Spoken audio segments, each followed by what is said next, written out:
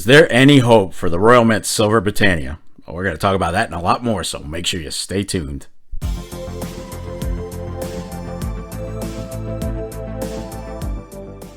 YouTube, what is going on? Welcome to another episode of the Silver and Gold Stack Attack. And as always, I'd like to take a second to thank you for being here today to check out the new video. You've got more than a ton of choices here on YouTube, so I definitely appreciate your time. Big shout out to everybody who supported the last video. It went over 12,000 views, and we picked up a bunch of subscribers. So to all of you new folks, welcome. And to everybody that's been supporting the channel, thank you. That leads me up to my next line. Best damn community on YouTube, without a doubt. So I'm just back from Virginia Beach, where I met up with Patriotic Stacker and his amazing family, and also my silver journey. We actually invaded his coin shop territory and met up with him for a few hours. Journey's a good guy. Patriotic's he's a good guy. Be sure to check out their channels if you haven't already. Now today, we're going to talk about Britannias from the past and present and see how they've aged over the years. And we'll surmise if there's any hope at all that the Royal Mint will fix their insanely bad milk spotting issue. Now that being said, let's go ahead and roll it. Never had it. Never will. So let's go through a speed round history of the Britannia. Now, most of us know the Gold Britannia. You see it here. That was first issued in 1987, and it featured the standard Philip Nathan design of Britannia with her shield and trident. It was met with a pretty good amount of enthusiasm, and it sold well in its first year. And 10 years later, the world was introduced to the Silver Britannia. That was in 1987, and it came out as a proof coin with Britannia and her chariot. And that design would repeat itself in 2009, I believe. Now, the standard Silver Bullion Britannia, that was released in 1998. And it once again reverted back to Nathan's original design, as you can see here. And starting in 2001, the Royal Mint would issue a different design on all of the odd years of issue. And here they are. Starting on the left with 2001, you got Britannia and her lion. In the middle, 2003, we've got a close-up of her. And on the right, 2005, seated. Pretty cool designs. 2007, we had Britannia with her lion again and shield. In the middle, we got 2009. She's back to her chariot, so the design did repeat itself. And on the right, 2011, with the flag in the background.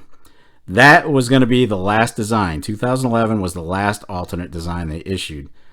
You could still buy some premium issues with different designs, but those were typically issued in box sets and whatnot. Also, one thing on these alternate designs, they do bring more on the secondary. They do. So if you're trying to fill holes with these, you can expect to pay a little bit more than you would a regular Britannia. Maybe not all the time, but very typically.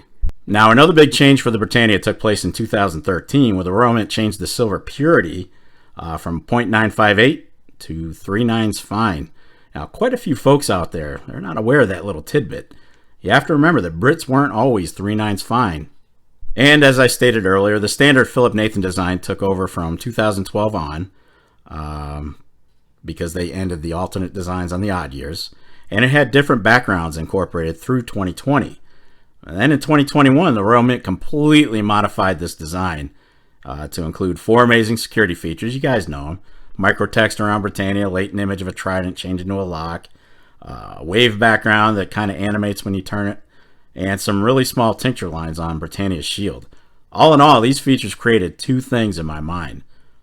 A, one of the most beautiful designs on any government bullion out there.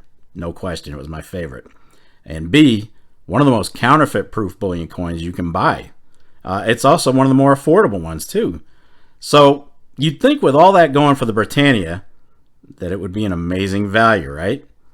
Well, if you guys saw my video from not too long ago where I said I was done with Silver Britannias, I meant it. I'm done. After watching about 2 full tubes of 2023 Kings and Queens spot up to the point of being ruined, and a bunch of 21s and 22s as well, the Brit went from being one of my favorite stackers right to the do not buy list. Seriously. I'm not giving the Royal Mint another dime for a substandard product. And this is where some will argue the point that an ounce of silver is an ounce of silver. I disagree, and here's why. There are very few, if any, dealers out there who are going to look at your milkmaid Britannias and say, yeah, I'll give you top dollar on those. Good luck. If you do find one willing to do that, consider yourself fortunate, because most of the coin shops I've spoken to consider Milky Brits just about at call status. And they'll offer you spot price or a tad over at best. So you're losing money. You're losing money on these, basically. Now, that said, since I'm stacking for the long haul, I'll probably be fine with these because I have an overall dollar cost average of right around 26 an ounce on all my Brits. And by the time I'm ready to cash in, right around 20 years from now, I'm anticipating the value of silver to be at least higher than 26 bucks. So I'll probably get back what I have in them at the very least, with some wiggle room, potentially. But then again, who knows, right? All right, we're getting ready to wrap this video up, but really quickly, let's take a look at some Britannias over the years that I have here, and we'll check out the level of milkiness. This is a 2000. Got like a nice matte finish to it. Very nice, pristine. Couple of spots here, right on the nose. Overall, not bad. That's a 2000, so that's 23 years old. Not too shabby. Right here we've got a 13.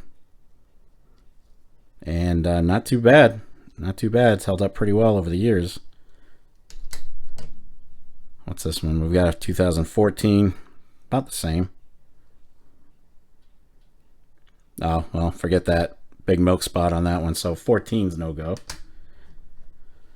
This is a 16. They were smart. They went with the textured background. Might hide the spots if you have any. She's holding up okay. Got a couple here and there. And this is a 17 with the Trident Privy. This was an anniversary edition. Pretty limited. Nothing that I can see on this one. Not too bad. And of course we got a 21. We're just going through some years here to see what we've got. 21 seems to be holding up okay. Unfreaking believable. So, is there any hope at all for the Britannia to recover? And will the Royal Mint get its collective head out of its where the sun don't shine hole? Who knows? The Royal Canadian Mint figured out a way to drastically reduce spotting in 2018 with Mint Shield. And maples going forward have been pretty damn good. Now, hopefully the Royal Mint will put some effort into this problem and fix things, because even their premium silver products are susceptible to milk spots, which is not cool. Not cool at all. But I think many of us can agree that while this problem has been an issue for a long time with the Royal Mint, 2023 was absolutely the worst it's ever been. I mean, it was just awful. Now, what could that be attributed to? We just might never know. The typical explanation is the detergent left on the planchet after they punch it, and the annealing process when they heat it up. Any leftover detergent becomes a milk spot. That's been the most common thing, but we just don't know. It also could have been a rush job after the Queen passed away in the middle of production, or maybe the switch from 0.958 fine to 0.999 fine was the issue, because older Brits seem to be holding up pretty well, at least better than the newer ones. But in either case, I can absolutely promise you, I won't be bothering with Britannias going forward. All right, there you have it. So, do you think there's any hope for the Britannia? Do you think they're going to figure it out? And are you still stacking them? Be sure to sound off and let me know by leaving a comment down below, and let me know your thoughts. I'd love to read them all, and I do try to respond to each one. But that's going to wrap it up for this episode of the Silver and Gold Stack Attack. And if you made it this far, well, kudos to you. I'll definitely catch up with you in the next episode, but in the meantime, this nutcase has a legit question for you. What do you want to do with your life?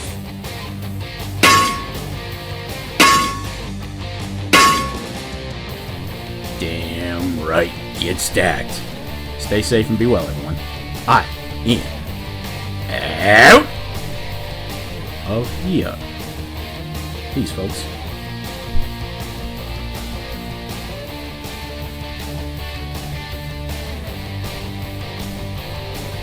You still here? It's over. Go home.